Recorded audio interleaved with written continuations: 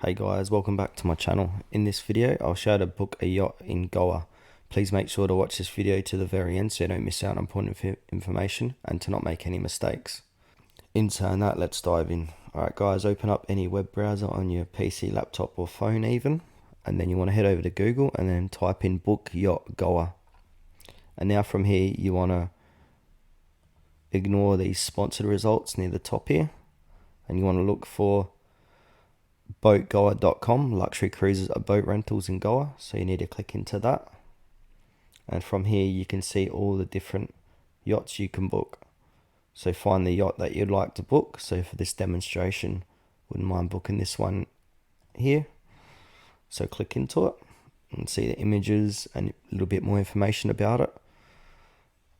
And then from here, there'll be under the title Sunset Cruise with Dinner in Goa on Luxury Shikara. So you want to click on book now, and then you want to add in your name, mobile number, email, your trip date, and tell us a bit of information about the people going, the food, liquor, and how many hours you want to book for and all that stuff. So yeah, that's it guys, how to book a yacht in Goa. Thanks for watching this video to the very end. Please consider to like this tutorial and subscribe to our channel if you found it helpful.